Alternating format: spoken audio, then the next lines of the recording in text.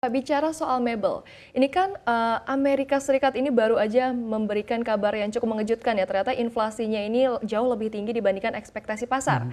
Ternyata masih di angka yang 3% begitu. Ya.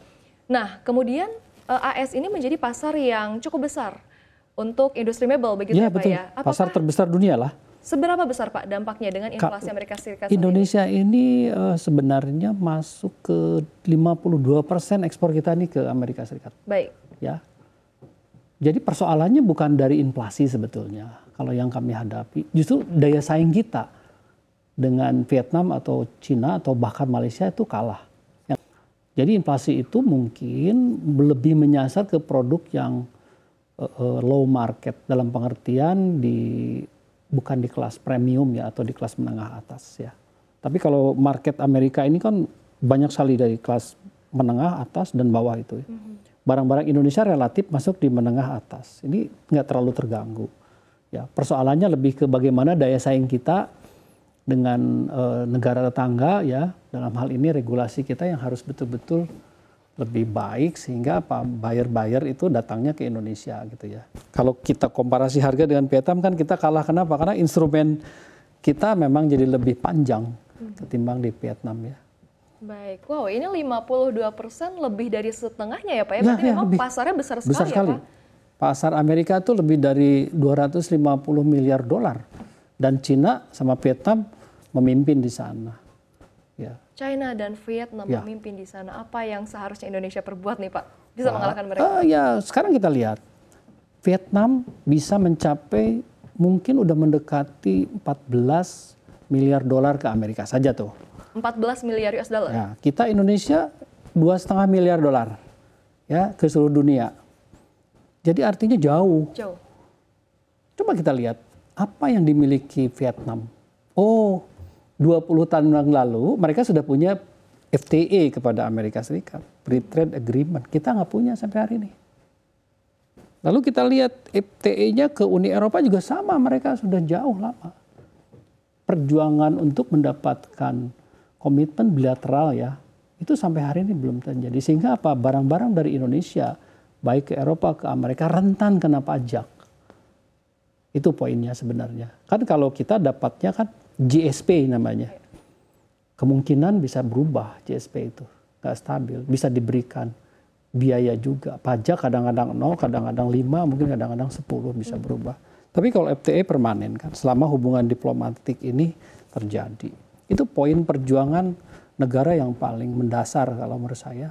Kalau kita mau betul-betul membuat pertumbuhan ekspor ke Amerika Serikat atau ke Eropa.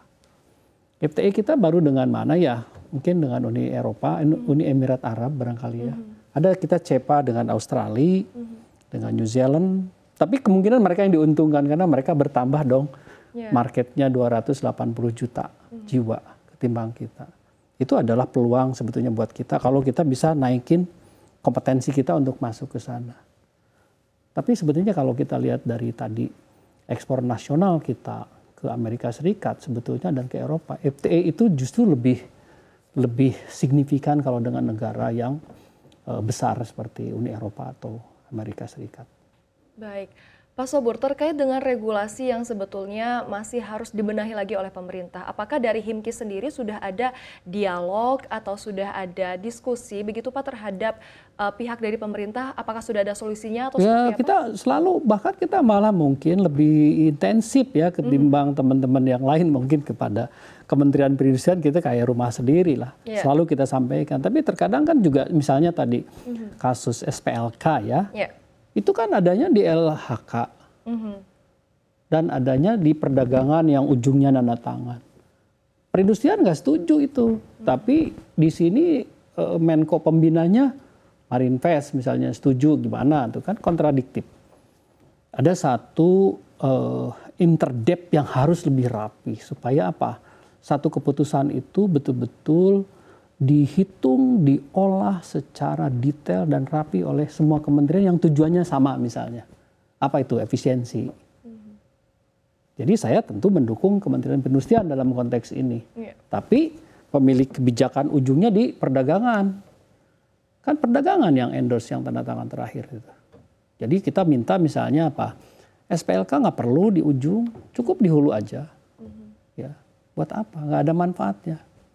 Kecuali bisa recognition ya dengan FSC atau LESI di Eropa. Kita pilih salah satu lah. Kan sama nih kita bicara mengenai pengelolaan hutan lestari ya. Ya sudah, berarti kan aturan yang dipakai atau certify mana sama, kan enggak. Jadi harus dua.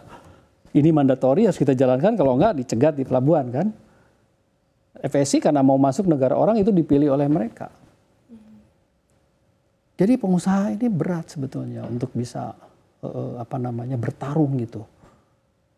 Memang kuncinya di regulasi yang harus memihak.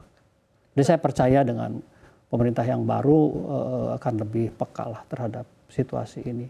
Kan kalau tadi Mbak Bunga apa indikator-indikatornya misalnya kan, coba dari 2000 barangkali 15 tahun terakhir ya, kontribusi manufaktur kita terhadap PDB-nya kan terus turun. Yeah. Mungkin dulu 25%, sekarang tinggal 18%. Itu kan fakta. Data bahwa ada deindustrialisasi sedang terjadi. Itu harus dilawan kan, dengan apa upayanya? Supaya regulasi-regulasi ini bisa mengubah. Kemudian industri ini tumbuh lagi. Karena kan juga kalau nggak dibangun, pertumbuhan ekonomi yang dirancang oleh pemerintah katakanlah 8% kan harus masuk akal. Apa itu dasarnya? Kalau engine-nya tadi rusak misalnya, yaitu manufakturnya turun, terus dari mana? Kan itu engine-nya. Misalnya kita bicara negara Vietnam atau Cina kan engine-nya itu kan manufaktur. Karena membuka lapangan sangat besar. Kita harus ketemu itu apa. Jadi pertumbuhan ekonomi harus punya dasar yang sangat kuat di situ. Nah karena itu Kementerian Perindustrian dalam hal ini cukup berat nih. Gimana harus merunning industri ini supaya paling tidak naik lagi sampai ke angka 25, 30. Mungkin zaman Orde Baru dulu udah mencapai angka 30 ke atas. Kan keren tuh manufaktur. Baru nanti bergerak mungkin ke jasa. Itu data kok Mbak, bukan data kita, data BPS silahkan aja dicek. Ya. Baik, tapi ini yang saya tangkap sebetulnya selain regulasinya tertahan juga dengan birokrasi yang kesana kemari ya Pak ya? Interdep saja. Jadi masih ada ego sektoral ya di sini. Ego sektoral. Ego sektoralnya mungkin harus dirapihkan karena apa? Kalau tadi kami ceritakan industri kehutanan kan di bawah Kemenko Marinvest waktu itu. Ya. Kemudian kami berada di Kemenko Ekonomi, Equin ya. Beda itu. Jadi ini dua pemikiran atau dua mazhab jadinya. Seharusnya kalau bicara mengenai industri, ya di perindustrian dong. Ya kenapa masih dibagi-bagi gitu. Akhirnya apa? Blunder di ujungnya. Ngapain tuh SPLK diberlakukan di hilir? Gak masuk akal menurut kita ya. Pemerintah di sini blunder menurut saya.